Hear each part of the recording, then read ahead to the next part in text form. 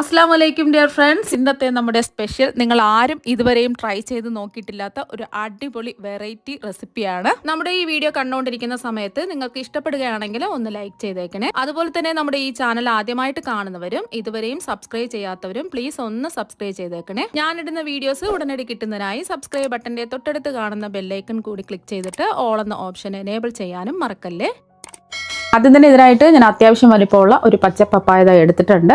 ഈ പപ്പായ ഒന്ന് കഴുകി വൃത്തിയാക്കി എടുത്തതിന് ശേഷം അതിന്റെ തൊലിയെല്ലാം ഒന്ന് പീലർ വെച്ചിട്ടോ കത്തി വെച്ചിട്ടോ ചെത്തി മാറ്റിയതിന് ശേഷം കഷ്ണങ്ങളായിട്ട് കട്ട് ചെയ്തെടുക്കാം. ഇപ്പൊ ഇതാ പപ്പായയുടെ തൊലിയെല്ലാം മാറ്റിയതിന് ശേഷം ഒന്നുകൂടി ഒന്ന് കഴുകി വൃത്തിയാക്കി എടുത്തിട്ടുണ്ട്. ഇനി ഈ പപ്പായ നമുക്കൊന്ന് ഗ്രേറ്ററിൽ വെച്ചിട്ട് ഗ്രേറ്റ് ചെയ്തെടുക്കാം. പപ്പായയുടെ കഷ്ണങ്ങളെല്ലാം ഇതുപോലെ ഒന്ന് ഗ്രേറ്റ് ചെയ്തെടുക്കുക. വലിയ ഹോളിൽ കൂടെ വേണം ഇതുപോലെ ഗ്രേറ്റ് ചെയ്തെടുക്കാം, നീളത്തിൽ ഗ്രേറ്റ് ചെയ്തെടുക്കുക. അപ്പോൾ ആ പപ്പായ എല്ലാം ഗ്രേറ്ററിൽ വെച്ച് ഗ്രേറ്റ് ചെയ്ത് എടുത്തിട്ടുണ്ട്. ഈ പപ്പായയിൽ വെള്ളത്തിന്റെ നനവുണ്ട്. കൈ വെച്ചിട്ടോ തുണി വെച്ചിട്ടോ ഇതുപോലെ ഒന്ന് മുറുക്കി പിഴിഞ്ഞെടുക്കുക. ഇത് പപ്പായ പിഴിഞ്ഞെടുത്ത വെള്ളമാണ്. ഇത് ആവശ്യമില്ല, നല്ലതുപോലെ പിഴിഞ്ഞെടുക്കണം. കോട്ടൺ തുണിയിലിട്ടിട്ട് പിഴിഞ്ഞെടുക്കുകയാണെന്നുണ്ടെങ്കിൽ വെള്ളം മുഴുവനും മാറിക്കിട്ടും. അപ്പോൾ ഇത് മുറുക്കി പിഴിഞ്ഞെടുത്തിട്ടുള്ള പപ്പായയാണ്. കൈ വെച്ചിട്ട് ഇതുപോലെ ആക്കിയിടാം. അപ്പോൾ അതെല്ലാം മുറുക്കി പിഴിഞ്ഞെടുത്തിട്ടുണ്ട്. നല്ല ഡ്രൈ ആയി വന്നിട്ടുണ്ട്. ഇനി ഇതിൽ എത്രത്തോളം വെള്ളം പിഴിഞ്ഞെടുക്കാൻ പറ്റുന്നോ അത്രത്തോളം നല്ലോണം വെള്ളം പിഴിഞ്ഞെടുക്കുക. കോട്ടൺ തുണിയിലൊക്കെ ആണെന്നുണ്ടെങ്കിൽ പെട്ടെന്ന് തന്നെ വെള്ളം മാറി കിട്ടും.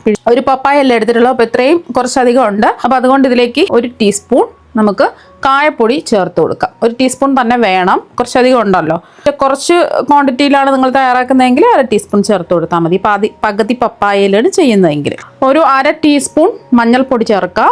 1 ടീസ്പൂൺ മുളക് പൊടിയും കൂടി ചേർത്ത് കൊടുക്കാം. സാധാരണ എരിവില്ലാത്ത കശ്മീരി മുളക് പൊടിയാണ്. എരിവുള്ള മുളക് പൊടിയാണെന്നുണ്ടെങ്കിൽ 1/2 ടീസ്പൂൺ ചേർത്ത് കൊടുക്കുക. ഇനി ആവശ്യത്തിനുള്ള ഉപ്പ് ചേർത്ത് കൊടുക്കാം. ഞാനിപ്പോൾ 1/2 ടീസ്പൂണാണ് ചേർക്കുന്നത്. ഉപ്പ് ആവശ്യമുണ്ടെന്നുണ്ടെങ്കിൽ നോക്കിയിട്ട് ആവശ്യത്തിനുള്ള ഉപ്പ് ചേർത്ത് കൊടുത്താൽ മതി, അല്ലെങ്കിൽ ലാസ്റ്റിൽ ചേർത്ത് കൊടുത്താലും മതി. നന്നായിട്ടെല്ലാം ഒന്ന് മിക്സ് ചെയ്യാം. അപ്പോൾ അതെല്ലാം നന്നായിട്ടൊന്ന് മിക്സ് ചെയ്ത് എടുത്തിട്ടുണ്ട്. ഇതിവിടെ ഇരിക്കട്ടെ. ഇനി ഒരു ബൗളിലേക്ക് 1/2 കപ്പ് കടലമാവ് ഇടാം. ഇനി ഒരു 1/4 കപ്പ് അരിപ്പൊടിയും കൂടി ചേർത്ത് കൊടുക്കാം. ഇനി പൊടിക്ക് ആവശ്യമായിട്ടുള്ള ഉപ്പ് ചേർക്കാം. ഒരു 1/4 ടീസ്പൂൺ ഉപ്പും 1/4 ടീസ്പൂൺ മഞ്ഞൾപ്പൊടിയും കൂടി ചേർത്തിട്ട് ഒന്ന് മിക്സ് ചെയ്യാം.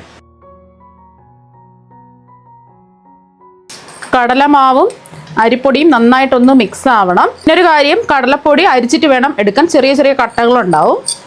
അപ്പോൾ അതാ ഒന്ന് മിക്സ് ചെയ്ത് എടുത്തിട്ടുണ്ട്. ഇനി ഇതിലേക്കാണ് മിക്സ് ചെയ്ത് വെച്ചിരിക്കുന്നത് മുഴുവനും അങ്ങ് ചേർത്ത് കൊടുക്കാം. ഇതിൽ പൊടികളെല്ലാം ഒന്ന് കോട്ടായി കിട്ടണം. നമ്മൾ അരിപ്പൊടി ചേർത്ത് കൊടുത്തത് നല്ലോണം ക്രിസ്പിയായി കിട്ടാൻ വേണ്ടിയിട്ടാണ്. അപ്പോൾ അതെല്ലാം ഒന്ന് മിക്സ് ചെയ്ത് എടുത്തിട്ടുണ്ട്.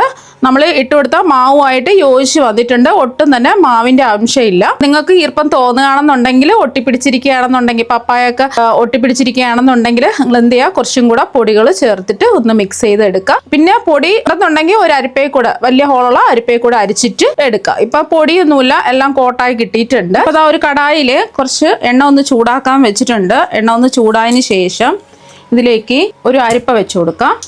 അപ്പോൾ എണ്ണയിലേക്ക് വെച്ച് കൊടുക്കുന്നത് സ്റ്റീലിൻ്റെ അരിപ്പയായിരിക്കണം. ഇതിലേക്ക് ഒരു 1/2 കപ്പ് നിലക്കടല ഇട്ടൊന്ന് നമുക്ക് ഫ്രൈ ചെയ്തെടുക്കാം. ഞാനിപ്പോൾ പച്ച നിലക്കടലയാണ് എടുത്തിട്ടുള്ളത്. റോസ്റ്റ് ചെയ്ത നിലക്കടലാണെന്നുണ്ടെങ്കിൽ ഒരു 30 സെക്കൻഡൊക്കെ ആകുമ്പോൾ തന്നെ റോസ്റ്റ് ആയി കിട്ടും. പെട്ടെന്ന് തന്നെ റോസ്റ്റ് ആയി കിട്ടും. മീഡിയം ഫ്ലെയിം വെച്ച് കൊടുക്കുക. അപ്പോൾ മീഡിയം ഫ്ലെയിമിൽ വെച്ചിട്ട് 1 മിനിറ്റ് ഒന്ന് ഫ്രൈ ചെയ്ത് എടുത്തിട്ടുണ്ട്. നിലക്കടലയുടെ നിറമൊക്കെ മാറിയിട്ടുണ്ട്. അപ്പോൾ ഇതിൻ്റെ ചൂട് മാറിക്കഴിയുമ്പോൾ നല്ലോണം ക്രിസ്പി ആയി കിട്ടും. ഇത് മാറ്റി വയ്ക്കാം. വീണ്ടും അരിപ്പ വെച്ച് കൊടുക്കാം. ഇതിലേക്ക് 1/2 കപ്പ് പൊട്ടുകടല ഇട്ട് കൊടുക്കാം. നിങ്ങൾക്ക് എത്രയാണോ വേണ്ടത് അതിനനുസരിച്ച് പൊട്ടുകടലയും നിലക്കടലയൊക്കെ എടുത്താൽ മതിയാവും. ഇതൊരു 30 സെക്കൻഡൊക്കെ ആകുമ്പോൾ റെഡി ആയി കിട്ടും. ഇത് നമുക്ക് മാറ്റി വയ്ക്കാം. അപ്പോൾ നമ്മൾ പപ്പായ പൊടിയൊക്കെ ചേർത്ത് മിക്സ് ചെയ്ത് വെച്ചില്ലേ, അത് നമുക്ക് ഈ എണ്ണയിലേക്ക് ഇട്ട് കൊടുക്കാം. മീഡിയം ഫ്ലെയിം വെച്ച് കൊടുക്കുക. പെട്ടെന്ന് തന്നെ റെഡി ആയി കിട്ടും. കുറച്ച് കുറച്ചായിട്ടിട്ട് ഫ്രൈ ചെയ്യാം.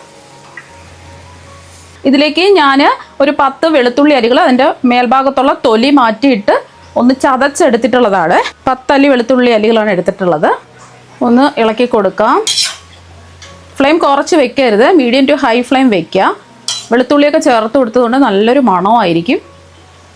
നല്ലോണം ഒന്ന് മൊരിഞ്ഞ് വരും, പെട്ടെന്ന് തന്നെ മൊരിഞ്ഞ് കിട്ടും. ഇപ്പോൾ നല്ലോണം മൊരിഞ്ഞ് വന്നിട്ടുണ്ട്. കയ്യിൽ പിടിച്ച് നോക്കുന്ന സമയത്ത് നമുക്കറിയാൻ പറ്റും, പൊടിഞ്ഞ് വരും.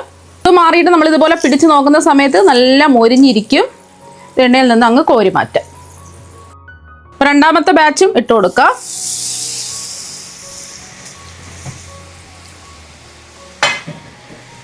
അപ്പം നമ്മളെ രണ്ടാമത്തെ ബാച്ച് മൊരിഞ്ഞ് വരാറാവുന്ന സമയത്ത് ഒരു 2-3 വറ്റൽ മുളക് മുറിച്ചതിട്ട് കൊടുക്കാം. ഒരു പിടി കറിവേപ്പിലയും കൂടി ചേർത്ത് കൊടുക്കാം. എന്നിട്ട് ഒന്ന് ഫ്രൈ ചെയ്തെടുക്കാം. വേണമെന്നുണ്ടെങ്കിൽ നേരത്തെ നിലക്കടലയും പൊട്ടുകടലയൊക്കെ ഫ്രൈ ചെയ്തതിന് ശേഷം വേണമെന്നുണ്ടെങ്കിൽ എണ്ണയിലിട്ട് മൂപ്പിക്കാം. ഞാനിപ്പോൾ ലാസ്റ്റിൽ ഇതുപോലെയാണ് ചെയ്തിട്ട് എടുക്കുന്നത്. അപ്പോൾ അത് മൊരിഞ്ഞ് വന്നിട്ടുണ്ട്. എണ്ണയിൽ നിന്നങ്ങ് കോരി മാറ്റാം. ബാക്കിയിരിക്കുന്നതെല്ലാം ഇതുപോലെ തന്നെ ഫ്രൈ ചെയ്തെടുക്കാം. അപ്പോൾ അതെല്ലാം ഫ്രൈ ചെയ്തെടുത്തിട്ടുണ്ട്. അധികം എണ്ണയൊന്നും കുടിക്കില്ല. ഇപ്പോൾ കണ്ടില്ല, ഇടുമ്പോൾ തന്നെ നിങ്ങൾക്ക് മനസ്സിലാക്കാൻ പറ്റും നല്ല ക്രിസ്പി ആയിട്ടാണ് ഇരിക്കുന്നത്. ഇനി ഇതിലേക്ക് നമ്മൾ ഫ്രൈ ചെയ്ത് വെച്ച നിലക്കടലയും പൊട്ടുകടലയും കൂടെ ഇതിലേക്ക് അങ്ങ് ചേർക്കാം. ഇനി ഇതിലേക്ക് നമ്മൾ ഒരു 1/2 ടീസ്പൂൺ കായപ്പൊടി അങ്ങ് ചേർക്കാം. കൂടിപ്പോവുകയൊന്നുമില്ല. നമ്മൾ ആദ്യം 1 ടീസ്പൂൺ കായപ്പൊടി പപ്പായ മിക്സ് ചെയ്ത സമയത്ത് ചേർത്തിട്ടുണ്ടായിരുന്നു. പക്ഷെ അധികം മാവൊക്കെ ചേർന്നപ്പോൾ ആ കായപ്പൊടിയുടെ ഒരു ടേസ്റ്റ് കുറഞ്ഞിട്ടുണ്ട്. കായപ്പൊടി ടേസ്റ്റ് കുറച്ച് വേണമെന്നുണ്ടെങ്കിൽ മാത്രം കായപ്പൊടി ചേർത്ത് കൊടുക്കുക. ഉപ്പ് നോക്കിയിട്ട് കുറവുണ്ടെന്നുണ്ടെങ്കിൽ ഉപ്പ് ചേർത്ത് കൊടുക്കുക. ഞാനിപ്പോൾ 1/4 ടീസ്പൂൺ ഉപ്പ് ചേർക്കുന്നുണ്ട്. ഉപ്പ് കുറവായത് കൊണ്ടാണ് ചേർത്ത് കൊടുത്തത്. രുചിച്ച് നോക്കിയിട്ട് ആവശ്യത്തിനുള്ള ഉപ്പ് ചേർത്ത് കൊടുക്കുക. പിന്നെ ഇതിലേക്ക് ഞാനിപ്പോൾ 1 ടീസ്പൂൺ കശ്മീരി മുളക് പൊടിയും കൂടെ ചേർത്ത് കൊടുക്കുന്നുണ്ട്. രുചിച്ച് നോക്കിയപ്പോൾ ടേസ്റ്റ് കുറവായത് കൊണ്ടാണ് കശ്മീരി മുളക് പൊടി ചേർത്ത് കൊടുത്തിട്ടുള്ളത്. പിന്നെ നമ്മുടെ നിലക്കടലയിലും പൊട്ടുകടലയിലും ഒന്നും ചേർത്തിട്ടില്ല, വെറുതെയാണ് ഫ്രൈ ചെയ്തെടുത്തിട്ടുള്ളത്. ആദ്യം ഇതൊന്ന് മിക്സ് ചെയ്യുക, എന്നിട്ട് എല്ലാം ഒന്ന് മിക്സ് ചെയ്തെടുക്കാം. പൊട്ടുകടലയും നിലക്കടലയും ഒന്ന് മിക്സ് ചെയ്തതിന് ശേഷം മൊത്തത്തിൽ അങ്ങ് മിക്സ് ആക്കാം. അപ്പോൾ വെറുതെ കിട്ടുന്ന പപ്പായ വെച്ചിട്ട് നമുക്ക് ഈസി ആയിട്ട് ഇതുപോലെ മിക്സർ റെഡിയാക്കി എടുക്കാൻ പറ്റും. നല്ല അടിപൊളി ടേസ്റ്റാണ്. കുട്ടികൾക്കൊക്കെ വൈകിട്ട് സ്കൂൾ വരുന്ന സമയത്ത് ഇതുപോലെ ചെയ്തു കൊടുക്കാം. അപ്പോൾ പപ്പായ വെച്ചിട്ട് ഇതുപോലെ ഒരു പ്രാവശ്യം ഒന്ന് ട്രൈ ചെയ്ത് നോക്കുക. തീർച്ചയായും നിങ്ങൾക്ക് എല്ലാവർക്കും ഒരുപാട് ഇഷ്ടമാകും. അപ്പോൾ നമുക്ക് മറ്റു വെറൈറ്റി വീഡിയോ ആയിട്ട് വീണ്ടും കാണാം. താങ്ക്